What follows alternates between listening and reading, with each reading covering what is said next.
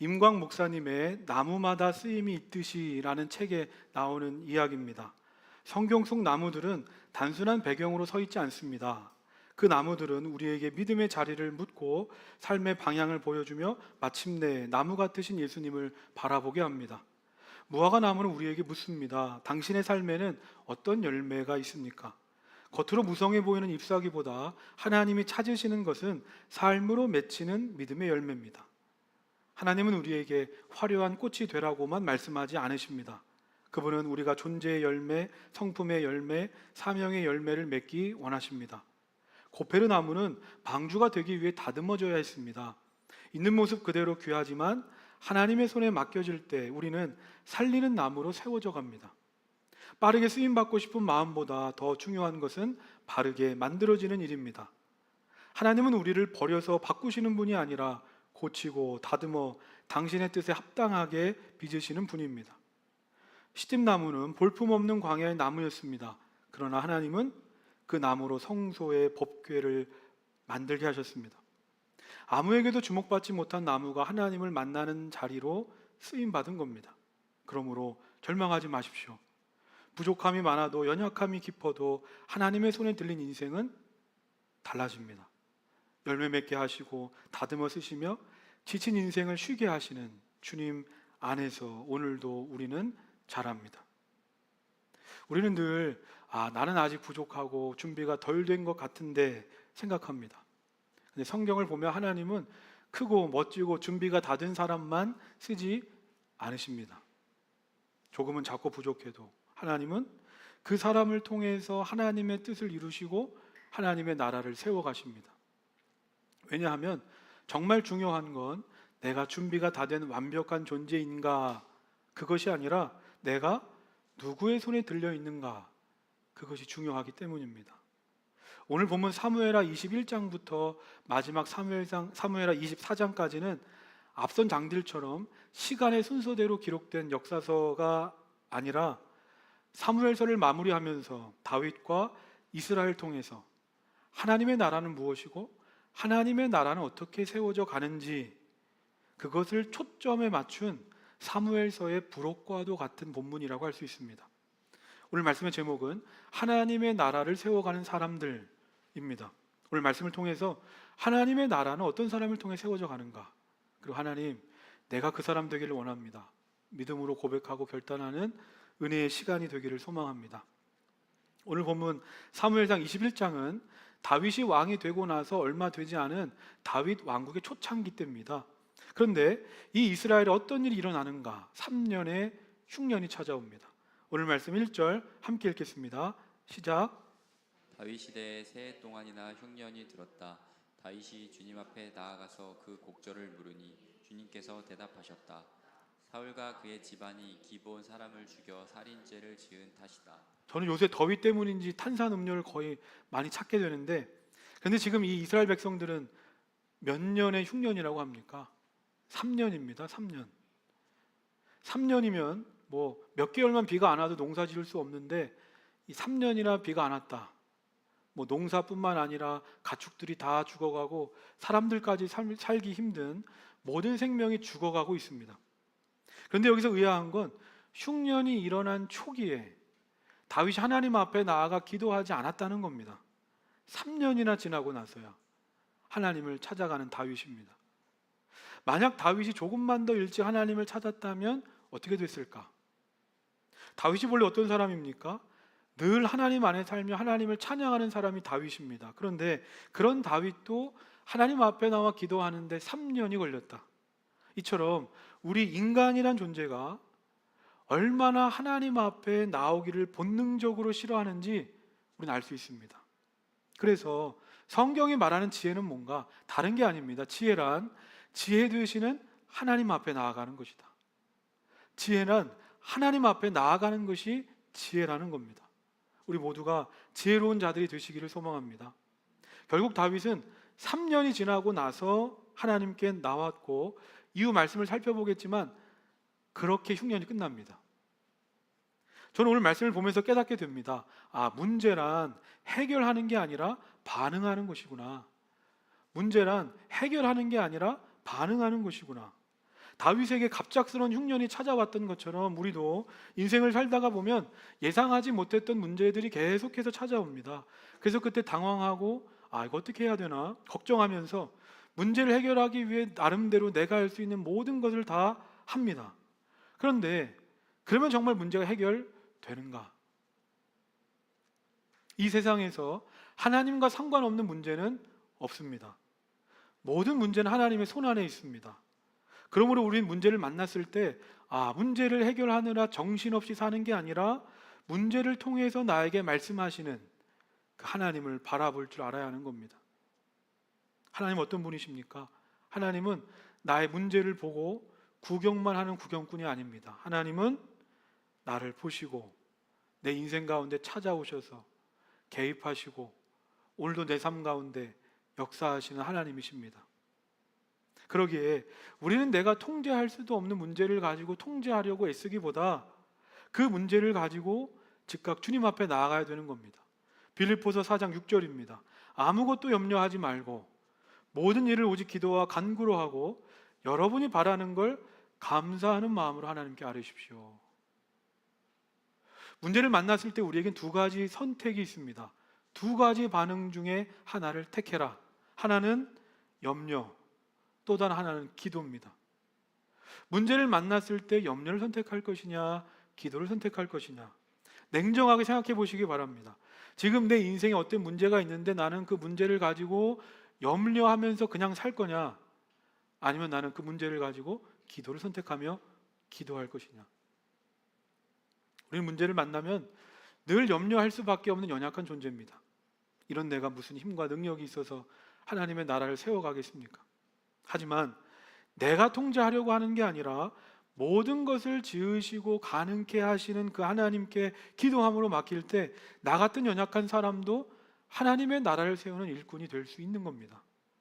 예레미야 33장 2절 3절 우리 함께 읽겠습니다. 화면으로 함께 읽겠습니다. 시작. 땅을 지으신 주님, 그것을 빚어져 제자리에 세우신 분께서 나에게 말씀하셨다. 그 이름이 주이신 분께서 말씀하셨다. 내가 나를 부르면 내가 너에게 응답하겠고 내가 모르는 크고 놀라운 비밀을 너에게 알려주겠다. 하나님의 나라 어떻게 세워져 가는가? 이 말씀대로 모든 것의 주인 되시는 하나님 앞에 서서 그 하나님께 부르짖는 겁니다. 그러면 그 다음은 하나님이 응답하시고 하나님이 일하시는 겁니다. 저는 바라기를 우리 모두가 인간의 수준과 한계로 살아가는 게 아니라 하나님의 응답, 하나님의 인도하심을 경험하면서 살게 되시기를 주님의 이름으로 축원합니다. 그래야만이 비로소 하나님이 원하시는 삶, 하나님의 뜻을 이루는 삶을 살아갈 수 있기 때문입니다. 이어서 오늘 말씀 2절, 3절 함께 읽겠습니다. 시작. 다윗은 기브온 사람을 불러다가 물어보았다. 기브온 사람은 본래 이스라엘 백성의 자손이 아니라 아모리 사람 가운데서 살아남은 사람들이며 이미 이스라엘 백성이 그들을 살려주겠다고 맹세하였는데도 사울은 이스라엘과 유다 백성을 편파적으로 사랑한 나머지 할 수 있는 대로 그들을 다 죽이려고 하였다. 다윗이 기브온 사람에게 물었다. 내가 당신들에게 어떻게 하면 좋겠소? 내가 무엇으로 보상을 하여야 소유인 이 백성에게 복을 빌어 주시겠소? 3년의 흉년이 지나고 다윗이 하나님께 이 문제를 가지고 나아가니까 1절의 말씀을 보면 하나님께서 말씀하십니다. 이와 같은 흉년이 찾아온 건 사울과 그 집안 사람들이 기브온 사람을 죽인 죄 때문이다. 그래서 2절 3절을 보면 다윗이 기브온 사람들을 불러다가 묻는 겁니다. 내가 무엇으로 보상해야 당신들 마음이 풀리겠소? 우리가 오늘 말씀을 알기 위해서는 이 기브온 사람들이 어떤 사람인지를 알아야 됩니다. 기브온 사람.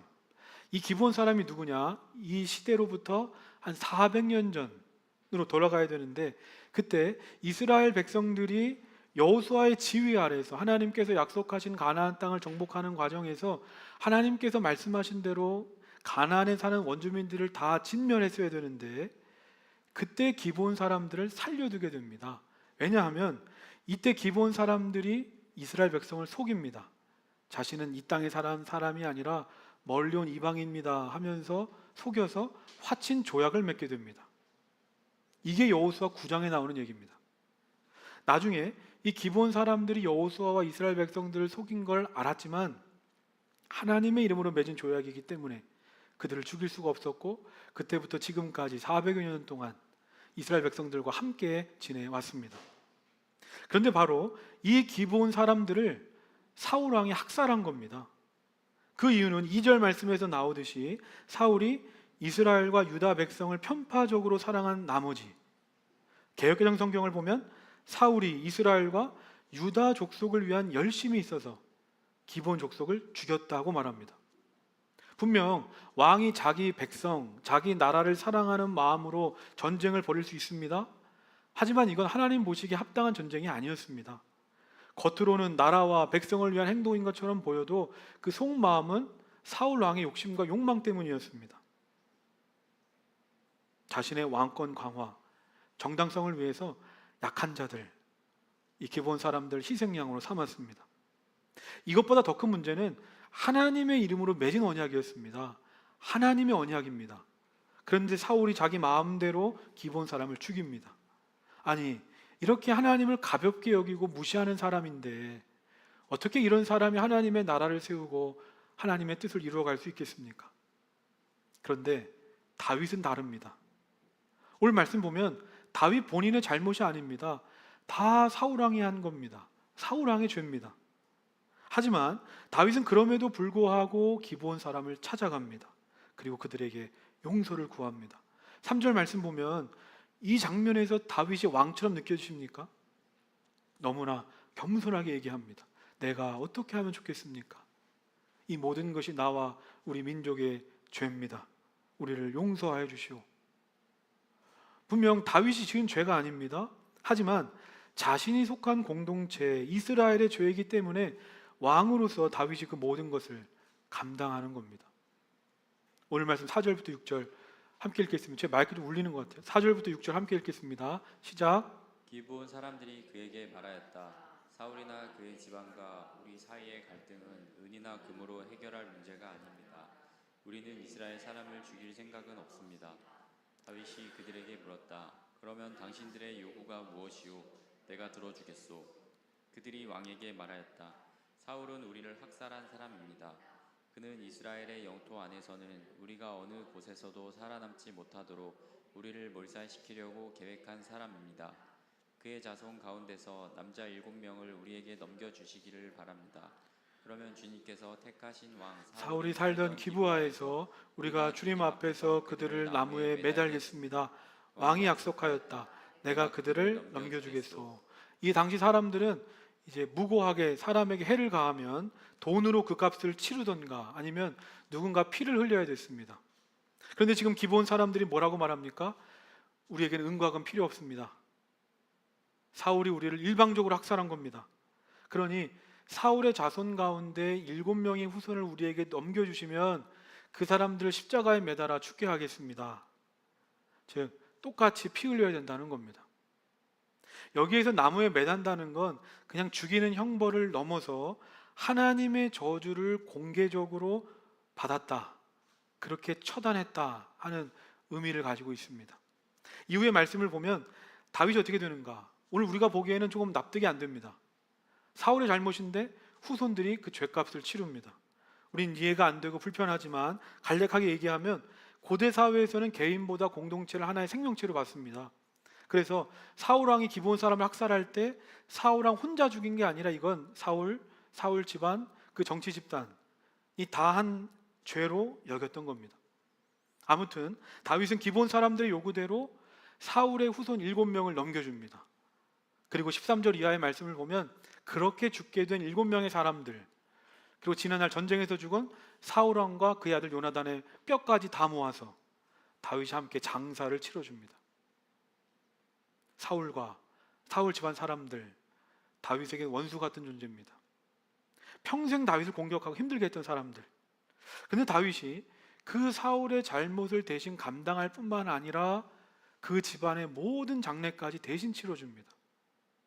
그리고 기브온 사람들은 당시 이스라엘 사회에서 대단히 약자입니다. 소외된 사람들입니다. 그래서 누군가는 말할 겁니다. 왕이시여 뭘 그렇게까지 하십니까? 그런데 다윗은 왜? 그토록 기본 사람들과 사울 집안 사람들을 챙겼을까? 그 이유는 다윗이 믿는 하나님은 죽이시는 분이 아니라 살리시는 분이요, 언제나 어떤 상황 속에서도 긍휼을 베푸시는 하나님이시기 때문입니다. 하나님은 우리가 언제나 선으로 악을 이기기를 원하십니다. 선으로 악을 이기라. 하지만 어렵습니다.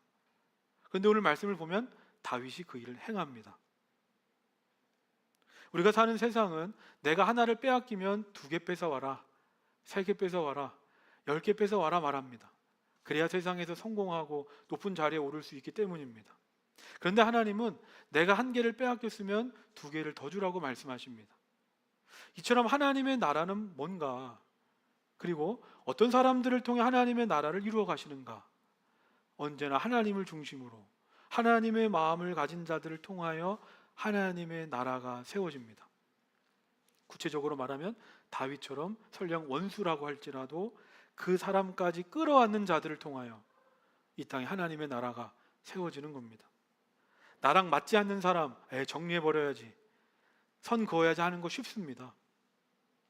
반대로 누군가를 끌어안는 일은 어렵습니다. 아무나 할 수 없습니다.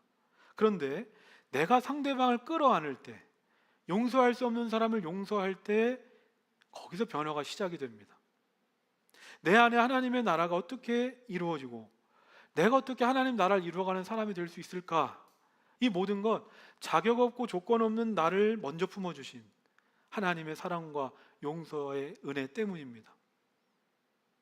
오늘도 하나님은 우리를 있는 모습 그대로 품어주시고 이해하시고 용서하십니다. 그 은혜로 오늘도 우리가 살고 있고 오늘도 우리가 예배 자리에 나와서 예배하는 겁니다. 그렇다면 우리도 똑같은 마음으로 누군가를 대해야 되지 않을까? 내게 어려움을 주는 사람을 한번 끌어안아 보는 겁니다. 이해할 수 없고 나랑 맞지 않는 직장 상사, 동료, 가족을 끌어안는 겁니다. 하나님의 나라는 다른 게 아닙니다. 우리의 주인이 진정 하나님이시라면 그 주인의 뜻과 마음대로 살아갈 때 그곳에 바로 하나님의 나라가 이루어지는 줄로 믿습니다. 이어서 오늘 말씀 15절, 16절 함께 읽겠습니다. 시작. 블레셋과 이스라엘 사이에 다시 전쟁이 일어나서 다윗이 군대를 거느리고 내려가서 블레셋 사람과 싸웠다. 블레셋 사람과 싸우는 전투에서 다윗이 몹시 지쳐 있을 때에 거인족의 자손인 이스비브노비란 사람이 300세겔이나 되는 청동 창을 들고 허리에는 세 칼을 차고 다윗을 죽이려고 덤벼들었다. 이스라엘의 흉년이 끝나고 장면이 전환이 됩니다. 이스라엘과 블레셋 간의 전쟁 장면이 시작이 됩니다. 근데 15절 보면 지금 다윗의 상황이 좋지 못합니다. 성경이 어떻게 표현합니까? 블레셋 사람과 싸우는 전투에서 다윗이 몹시 지쳐 있을 때, 이 말씀 그대로 다윗은 지금 계속되는 전쟁으로 힘이 빠졌습니다. 지쳤습니다. 어찌 이게 다윗만의 얘기겠습니까? 우리 모두의 얘기입니다. 겉으로 봤을 때는 멀쩡해 보이고 행복해 보이고 문제 없어 보이는데 이 세상에 문제 없는 사람이 없고 위기 없는 사람이 없습니다. 갑자기 사랑하는 가족이 중병에 걸리기도 하고 재정적 위기를 만나기도 하고 내 인생을 흔드는 문제가 찾아옵니다. 다윗은 지금 생명이 오고 가는 전쟁의 한복판입니다. 있는 힘을 다해 싸워도 부족할 판에 다윗의 힘이 점점 빠져갑니다. 지금 다윗이 상대하는 사람이 누군가? 16절 말씀 보면 골리앗과 같은 거인족 출신 이스비브노이란 사람인데 얼마나 등치가 크고 힘이 좋은지 어떻게 표현하는가? 창날의 무게입니다. 전체 창의 무게가 아니라 창날의 무게만 300세겔, 오늘날로 3, 4kg 정도 되는 큰 창을 들고 다윗을 죽이려고 합니다. 다윗이 꼼짝없이 죽을 수밖에 없는 절체절명의 상황. 이때 누가 등장하는가? 17절입니다. 우리 함께 읽겠습니다. 시작. 그러자 수르야의 아들 아비새가 그 블레셋 사람을 쳐 죽이고 다윗을 보호하였다. 그런 다음에는 다윗의 부하들이 다윗에게 다시는 자기들과 함께 싸움터에 나가지 않겠다고 약속을 받고서 그에게 말하였다. 임금님은 이스라엘의 등불이십니다. 우리는 우리의 등불이 꺼지지 않도록 지키고자 합니다. 아비새라는 사람이 나타나 다윗을 돕습니다. 지난주 말씀에 등장했던 인물입니다. 다윗의 조카, 평생 다윗과 함께 전쟁을 치렀던 충성스러운 부하, 바로 아비새입니다. 다윗 입장에서는 특별한 사람이 아닙니다. 매일 함께하는 평범한 일상에서 마주하는 관계입니다. 그런데 그 아비새가 다윗을 죽음에서 건집니다. 일반적으로 우리는 하나님께 쓰임받는 사람이라고 하면 그 사람에게는 뭔가 다른 사람에게는 없는 특별한 것이 있다고 생각합니다. 갑자기 없던 능력이 생기고 이전에는 전혀 다른 사람이 된다고 생각한다는 겁니다. 그런데 아비새가 그랬던 것처럼 그렇지 않습니다. 하나님은 많은 경우에 우리가 없는 것을 가져다가 이전과 전혀 완전히 다른 모습으로 나를 사용하시기보다 이미 나에게 주어진 것들을 통해서 하나님은 일하십니다. 원래 내가 음악을 좋아하는 사람, 그렇다면 음악, 찬양을 통해서 하나님은 하나님의 일을 하게 하십니다. 또한 사람을 좋아하는 사람은 사람을 섬기는 일을 통해서 하나님을 위해 살게 하십니다. 모세를 부르실 때 하나님은 특별한 게 아닙니다. 모세가 맨날 들고 다니는 지팡이를 통해 일하십니다. 다윗도 마찬가지입니다. 골리앗과 맞설 때 사울 왕의 좋은 갑옷을 한 게 아니라 평상시에 사용하는 물맷돌을 사용하게 하십니다. 우리가 잘 아는 오병이어도 마찬가지입니다. 한 아이가 가지고 있던 보리떡 5개, 물고기 2마리를 통해 5,000명을 먹이십니다. 이처럼 하나님의 나라 어떤 자들을 통해 세워지는가? 대단한 능력을 가진 자들이 아닙니다. 자신이 가진 것이 무엇이든 그것을 하나님께 드릴 줄 아는 사람을 통해서 하나님은 하나님의 나라를 세워가신다는 겁니다. 하나님은 우리에게 없는 것을 찾으시기보다 이미 우리에게 주신 것을 가지고 일하실 때가 많습니다. 내가 보기엔 그것이 작아 보이는 재능일지라도, 내가 보기엔 그것이 별 볼 일 없는 관심과 성향이라 할지라도 그걸 내가 하나님께 드릴 때 하나님 그걸 통해 일하십니다. 하나님은 우리가 가진 게 뭐냐, 그것 크기를 보는 게 아니라 그걸 네가 지금 누구의 손에 맡기느냐를 보십니다. 오늘 나는 왜 이것밖에 안 되는가, 다른 사람과 비교하면서 실망하고 아쉬워하기보다 하나님 감사합니다, 나에게 주신 것에 감사하면서 기꺼이 하나님께 내어드릴 줄 아는 하나님의 사람들이 되시기를 축원합니다. 이후 말씀을 보면 이스비브놉과 같은 거인들이 계속해서 등장합니다. 그런데 그때마다 이스라엘 병사들이 나타나서 또 다른 병사들이 나타나서 또 다른 병사들이 나타나서 거인들을 다 물리칩니다. 이게 뭘 의미하는가? 다윗 혼자서 하는 게 아니다. 믿음의 사람들이 함께 할 때 진정한 승리를 경험하게 된다는 걸 성경은 우리에게 보여줍니다. 출애굽기 17장의 말씀을 보면 이스라엘 백성들과 아말렉이 싸웁니다. 그때 모세가 손을 들어 기도하면 이기고 모세가 지쳐서 손이 내려오면 집니다. 그러자 아론과 훌이 와서 지친 모세의 손을 잡아 일으킵니다. 그때 승리합니다. 저도 목회하면서 많이 깨닫습니다. 목회하면서 목사 혼자 할 수 없구나, 피곤하고 지칠 때가 있습니다. 그러므로 함께 손을 잡아서 내려가는 손을 일으켜줘야 되는 겁니다. 여름 수련회 갑니다. 1박 2일 짧은 시간이지만 또 준비할 것들이 있습니다.